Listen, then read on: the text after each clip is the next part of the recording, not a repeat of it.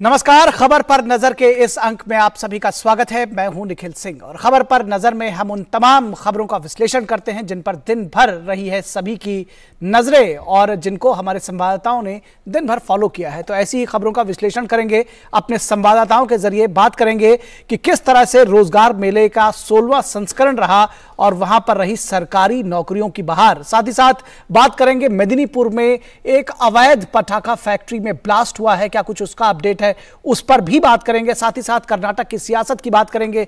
बात होगी कि आखिर क्यों नहीं तय कर पा रही है कर्नाटक का मुख्यमंत्री कांग्रेस। इसके अलावा भी होगी एक और खबर। फिलहाल सबसे पहले बात करेंगे कि केंद्र की मोदी सरकार युवाओं को रोजगार देने के लिए किस तरह से प्रयास कर रही है और इसके लिए रोजगार मेले के जरिए विशेष अभियान चलाया जा रहा है। इसका आज 16वां संस्करण रहा।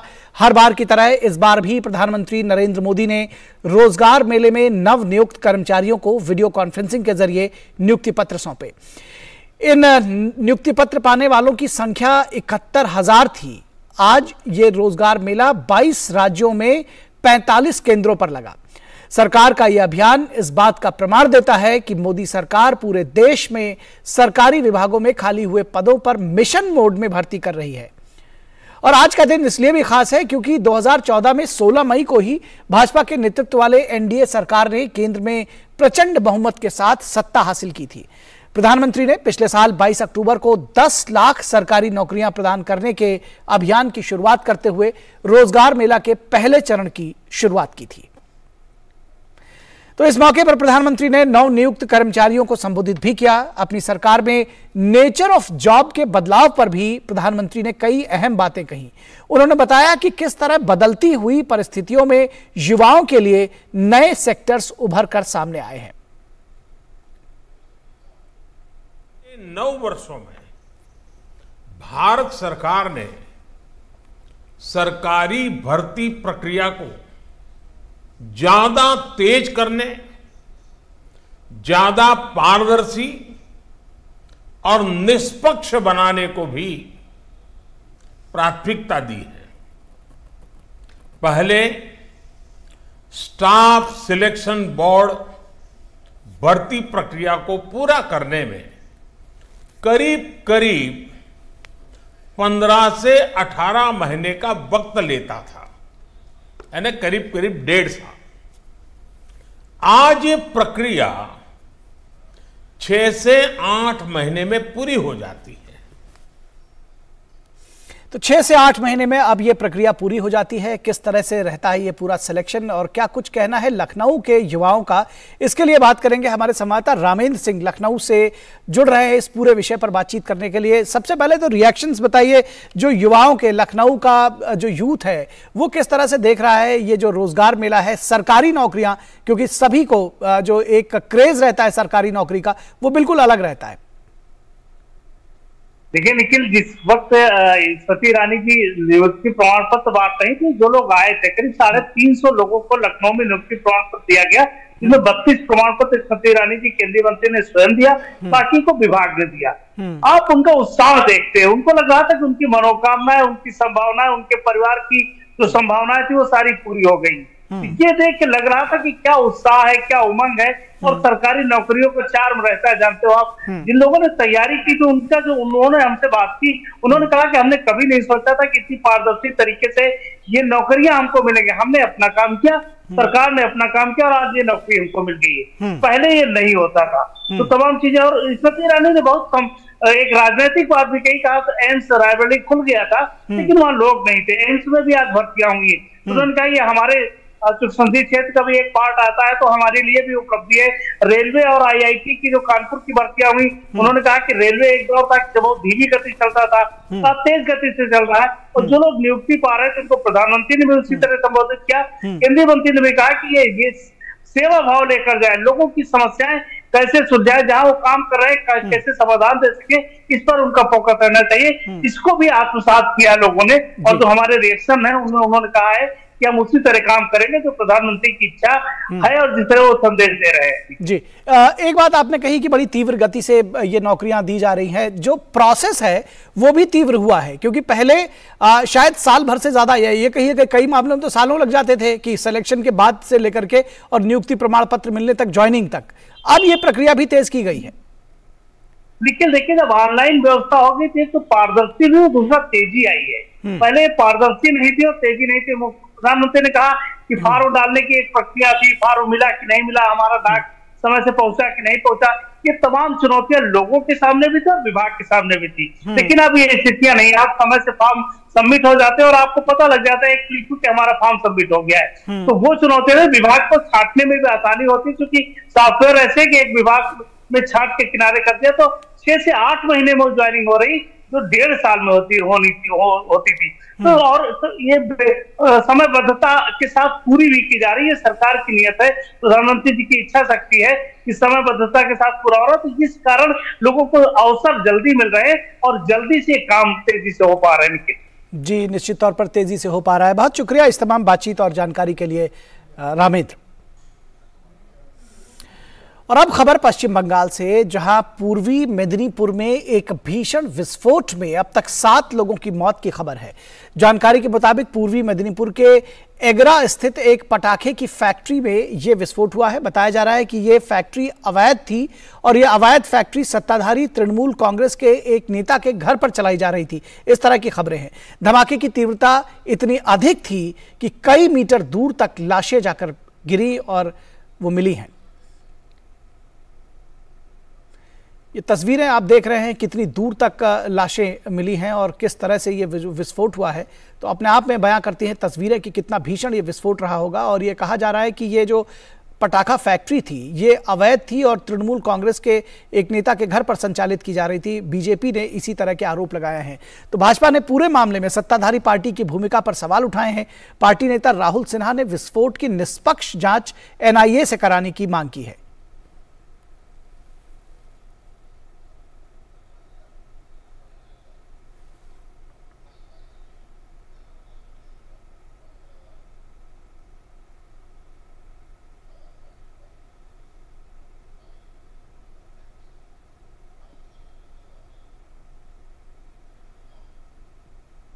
ये जो कारखाना, इसका मालिक है तृणमूल कांग्रेस का नेता।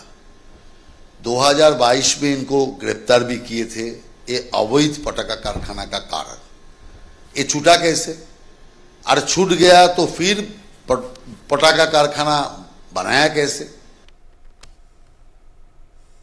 और हमारे संवाददाता प्रसेनजीत इस पूरी खबर पर बातचीत करने के लिए हमारे साथ कोलकाता से जुड़ रहे हैं। प्रसेनजीत, सवाल कई सारे खड़े किए गए हैं बीजेपी की तरफ से भी कि तृणमूल कांग्रेस के एक नेता की ये फैक्ट्री है और अवैध फैक्ट्री है, ये आरोप लगाया जा रहा है। ये भी कहा जा रहा है कि ये पिछले साल बंद हुए थे 2022 में, छूटे कैसे और छूटे तो ये अवैध फैक्ट्री दोबारा कैसे चालू हुई?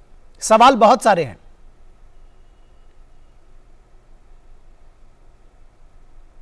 देखिए निखिल, मैं 2-3 बातें आपको बताऊं।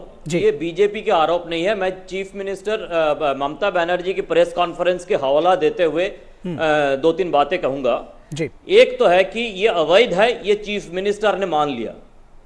उन्होंने ही अपने स्टेटमेंट में कहा कि ये इलीगल क्रैकर फैक्ट्री है, पहली बात।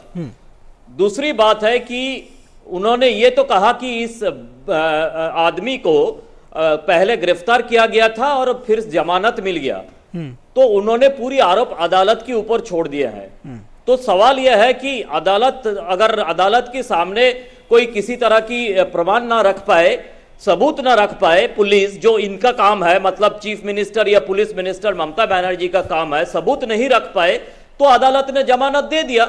और जमानत देने के बाद फिर से वो इस तरह की इलीगल फैक्ट्री जो चीफ मिनिस्टर खुद मान रही है, अगर बनाया इस तरह से इलीगल फैक्ट्री, तो वहां पे जो प्रशासन है, वहां पे जो पुलिस आज वहां पे जाने के बाद गांव वालों से पीट कर वापस आ गया, तो किस लिए गांव वालों ने पीटा है उनको? क्योंकि पिछले कई दिनों से, कई महीनों से, कई सालों से ये पुलिस के सामने लोगों ने धरना देते देते थक चुके थे कि ये जो इलीगल फैक्ट्री है, अगर ये सिर्फ पटाखे की फैक्ट्री है तो इसमें सवाल यह है कि ये सिर्फ पटाखे की फैक्ट्री है कि नहीं, क्योंकि अगर सिर्फ पटाखे की फैक्ट्री होती तो इस भयानक जो विस्फोट है वो भयानक विस्फोट होना ये किसी तरह से हम जैसे फील्ड में काम करने वाले पत्रकारों तो थोड़ा सा जो इसकी तीव्रता है निश्चित तौर पर तीव्रता प्रश्न चिन्ह उठाती है। अगर वो इलीगल फैक्ट्री है तो पुलिस क्या कर रही थी? जी, तो ये सारे सवाल है। ये सिर्फ बीजेपी की आरोप नहीं है, ये गांव वालों की आरोप है, ये सब लोगों की आरोप है और ये हमारी तरफ से तो आपको लगता है कि सवाल है कि अगर चीफ मिनिस्टर इसको इलीगल मान रही है। जी प्रसेनजीत, आपको लगता है कि ये सरकार की जानकारी में थी जब चीफ मिनिस्टर को इलीगल बता रही हैं? पिछली बार ये व्यक्ति पहले भी गिरफ्तार हो चुका था, तो ये माना जाए कि ये सरकार की नॉलेज में थी या कम से कम प्रशासन की शह पर तो ये चल ही रही थी, इतना तो कहा ही जा सकता है। बिल्कुल, अगर चीफ मिनिस्टर को एकदम प्रशासन की सबसे ऊपर माने और वो अगर अपने मुंह से ये बात स्वीकारे और इस बात को बताए कि वो इलीगल पटाखे फैक्ट्री, तो चीफ मिनिस्टर को मतलब प्रशासन को हर स्तर पर पता था। लेकिन यहाँ पे एक मजेदार बात मैं निखिल आपके थ्रू पूरे देशवासी को बताना चाहता हूं कि बंगाल में कोई भी घटना घटे, चाहे वो बीरभूम में तृणमूल कांग्रेस के अपने लोगों को जिंदा जलाया जाता है और नहीं तो इस तरह की घटना चीफ मिनिस्टर ममता बनर्जी अपने पड़ोसी जो प्रदेश है उनके ऊपर आरोप डाल देती है। वहां पे बिहार से लोग आए थे और यहां पे उड़ीसा को आरोप डाल दिया, उड़ीसा के ऊपर आरोप डाल दिया कि उड़ीसा की सीमा में है, वहां की जो इलीगल पटाखे है उड़ीसा भेजा जाता था और जो आरोपी है वो उड़ीसा चले गए हैं। अभी जिस नवीन पटनायक से वो 2 दिन पहले मुलाकात करके आई, उसी नवीन पटनायक का सारे ये दोष है कि ये क्यों वहां पे ये पटाखे फैक्ट्री इलीगल चला रहा था ये आदमी। निखिल जी, तो ये तो खैर अपने आप में सवाल बेमानी इसलिए भी हो जाता है क्योंकि जब वो पश्चिम बंगाल राज्य की सीमा के तहत अगर कोई भी चीज चल रही है तो व्यक्ति कहीं का भी हो, जो जहां संचालन हो रहा है उसके ऊपर प्रश्न चिन्ह जरूर लगाए जाएंगे। दूसरी चीज ये भी समझना चाहते हैं कि क्या इससे ओवरऑल जो कानून व्यवस्था है उसका आकलन भी किया जाना चाहिए, क्योंकि इसके पहले भी हमने तमाम खबरें दिखाई हैं जिस तरह से गांव में छोटे छोटे बच्चे, उनकी कई बच्चे उसका शिकार भी हुए, बम्स मिले, लाइव बॉम्ब्स मिले पंचायत चुनाव से पहले। और ये अब इस तरह की पटाखा फैक्ट्री अवैध मिलना, उसमें ब्लास्ट होना, ये एक और बड़ा प्रश्न चिन्ह हो जाता है कानून व्यवस्था पर प्रदेश की। बिल्कुल निखिल, एकदम सही कहा आपने। कहानी यह है कि अब आप इससे भी पता चलता है हम सबको, आप अगर कुछ दिन पहले जहां पे एक बालिका की मृत्यु हो जाती है वो कालियागंज नॉर्थ दिनाजपुर में, 2 दिन पहले सदाईपुर बोल के बीरभूम में एक जगह पर इलेक्ट्रिक्यूशन के कारण 2 लोगों का मौत हो गया है। और आज ये तीनों घटना जहां पे गांव वालों ने पुलिस को पीट के बाहर निकाल दिया है। तो ये पुलिस को पीटना, ये हमारे इतिहास में, हमारी पत्रकारिता में हमने कभी देखा नहीं कि इस तरह से आम लोग, गांव के लोग किसी भी घटना में पुलिस को पीट रहे हैं। इसका एक नतीजा हम निकाल सकते हैं कि पुलिस के ऊपर लोगों की आस्था पूरी तरह से चल गए है और इसका कारण यह है कि जिस तरह से कानून व्यवस्था कायम रखने में यहां की सरकार विफल रहे, पुलिस को पूरी तरह से राजनीति की हथियार के हिसाब से इस्तेमाल किया गया, उसकी गुस्सा लोगों ने अभी निकाल रहे हैं, जिससे आप अंदाजा लगा सकते हैं लॉ एंड ऑर्डर की स्थिति के बारे में। निखिल जी, चलते चलते एक सवाल और, क्या कोई गिरफ्तारी इस मामले में हुई है? प्रदेश सरकार, आपने कहा कि ममता बनर्जी ने की संज्ञान में मामला, उन्होंने स्वयं कहा कि यह फैक्ट्री अवैध है, तो कुछ कार्रवाई भी हुई है? नहीं, अभी भी कुछ तरह का किसी का गिरफ्तार नहीं हुआ। उन्होंने बता दिया कि जो आरोपी है वो उड़ीसा भाग गए हैं और अगर बाकी कोई आरोपी रह चुके भी है वो शायद उनका देहांत हो चुका है। गांव वालों की कहना है, मैं आखिरी में बता दूं कि ये 7 जो मरने वालों की संख्या सरकारी तौर पर दिया गया है, ये मानने के लिए वो तैयार नहीं है। वो 20 या 21 की संख्या कह रहे हैं गांव वालों ने। अब रात तक पता चलेगा कि कौन मिसिंग है क्या नहीं है। निखिल जी, निश्चित तौर पर यह संख्या बढ़ सकती है और जैसा कि आपने कहा कि यह सरकारी आंकड़ा है और गांव के लोग ये कह रहे हैं कि यह संख्या 20 से 21 हो सकती है, तो ये समझा जा सकता है कि कितना बड़ा ये ब्लास्ट था। और जिस तरह से आपने बताया कि अवैध फैक्ट्री चलाई जा रही थी, ये बात मुख्यमंत्री स्वयं स्वीकार कर रही हैं, तो ये एक बड़ा मामला है। बहुत शुक्रिया इस तमाम बातचीत और जानकारी के लिए प्रसेनजीत बख्शी। और बात करेंगे कर्नाटक के सियासत की, जहां मुख्यमंत्री के चुनाव के लिए घमासान है कांग्रेस के बीच में। कर्नाटक में मुख्यमंत्री का नाम फाइनल करने के लिए कांग्रेस के सामने मुश्किलें आ रही हैं। विधानसभा चुनाव के नतीजे आए, लगभग 3 दिन हो चुके हैं, लेकिन कांग्रेस आलाकमान अभी भी सीएम के नाम का ऐलान नहीं कर पाया है। अब कर्नाटक के अगले सीएम का मामला दिल्ली में सुलझाया जा रहा है। खरगे के आवास पर हो रही बैठक में पार्टी के कई बड़े नेता मौजूद हैं। बैठक में पार्टी के पूर्व अध्यक्ष राहुल गांधी भी शामिल हुए हैं। इसके अलावा कर्नाटक में कांग्रेस के नवनिर्वाचित विधायक भी खरगे के घर पहुंचे हैं। आज ही कर्नाटक से दिल्ली आए डीके शिवकुमार भी पार्टी अध्यक्ष के निवास पर पहुंचे हुए हैं, जबकि सिद्धारमैया सोमवार को राष्ट्रीय राजधानी पहुंच गए थे। और कांग्रेस नेतृत्व ने सोमवार को चर्चा के लिए डीके शिवकुमार और पूर्व मुख्यमंत्री सिद्धारमैया को दिल्ली बुलाया था। सिद्धारमैया सोमवार दोपहर दिल्ली पहुंच गए, लेकिन डीके शिवकुमार ने स्वास्थ्य कारणों का हवाला देते हुए यात्रा रद्द कर दी थी। हालांकि उनकी जगह उनके भाई डीके सुरेश ने खरगे से मुलाकात की थी। कर्नाटक से दिल्ली रवाना होते वक्त डीके शिवकुमार ने अहम इशारा भी किया। उन्होंने कहा कि पार्टी मां के समान होती है, पार्टी हाईकमान से मिलूंगा, हमें जो चाहिए होता है वो मां देती है। उन्होंने आगे कहा कि हमारी संख्या 135 है, यहां मैं किसी को विभाजित नहीं करना चाहता हूं। अगर पार्टी चाहती है तो मुझे जिम्मेदारी देंगे। मैं पीठ में छुरा नहीं भोंक सकता और ना ही मैं किसी को ब्लैकमेल करूंगा।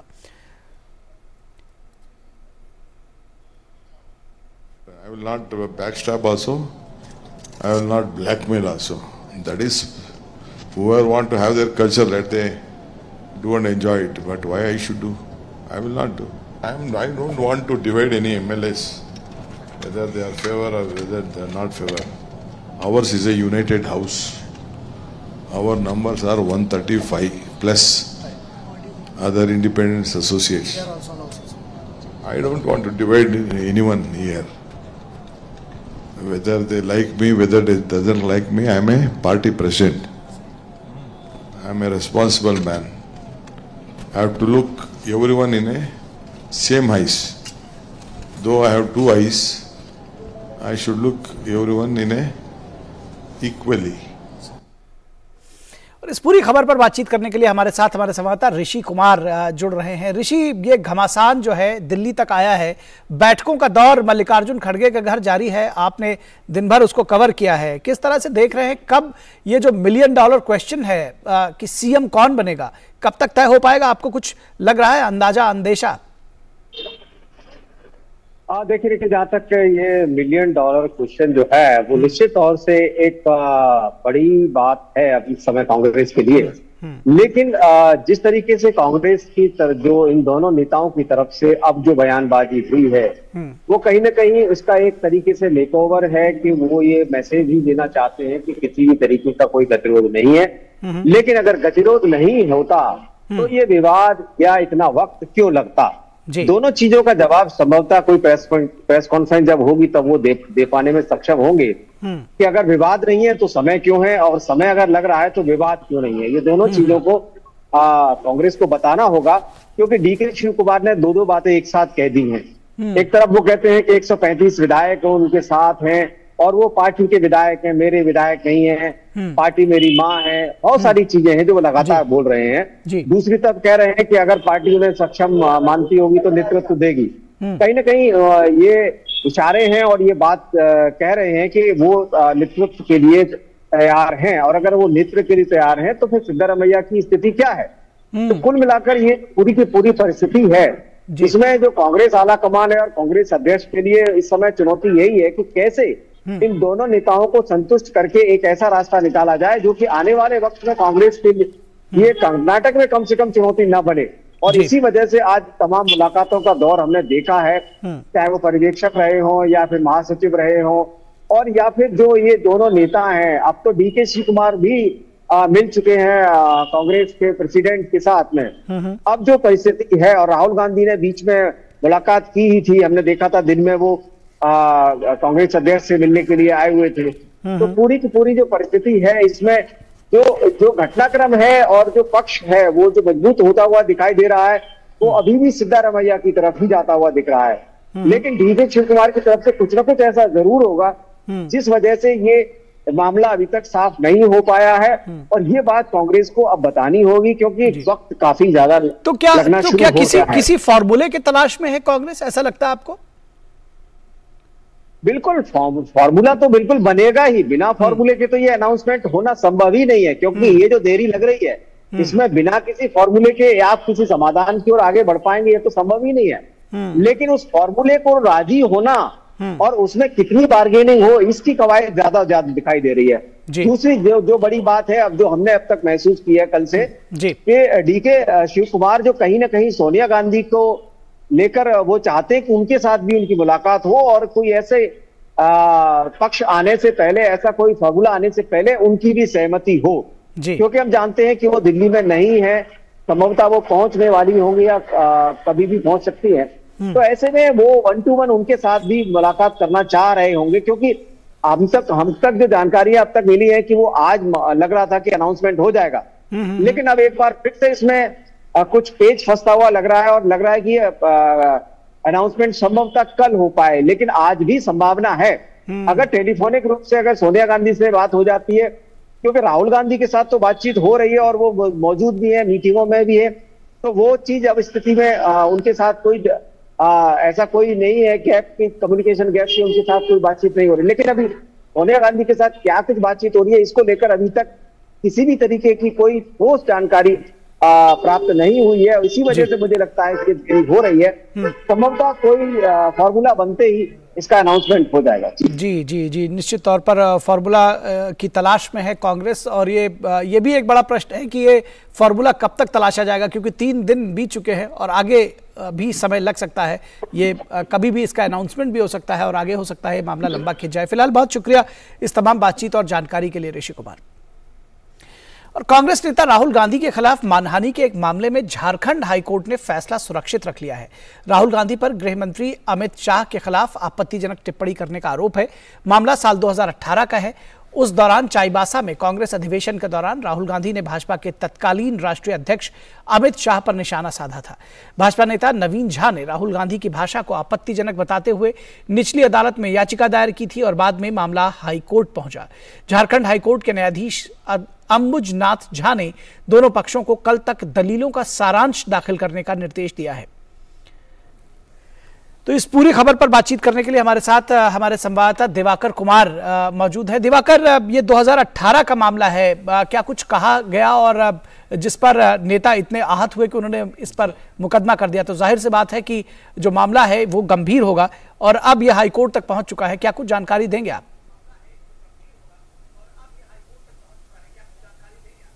देखिए निखिल, थोड़ा सा मैं परिप्रेक्ष्य में जाऊं। कांग्रेस का अधिवेशन था, चाईबासा अधिवेशन के दौरान ये राहुल गांधी द्वारा केंद्रीय गृह मंत्री और उस समय के जो भाजपा के राष्ट्रीय अध्यक्ष अमित शाह थे, उनके खिलाफ एक टिप्पणी की गई थी कि ये सिर्फ भाजपा में ही संभव है कि कोई हत्यारा जो है वो अध्यक्ष भी बन सकता है। तो इस तरह की टिप्पणी थी। उससे आहत होके जो है ये 2 लोगों ने वहां पर, जो रांची का सिविल कोर्ट है, वहां पर इन लोगों ने शिकायत दर्ज कराई थी और उसके बाद उस मामले पर लगातार सुनवाई हो रही थी।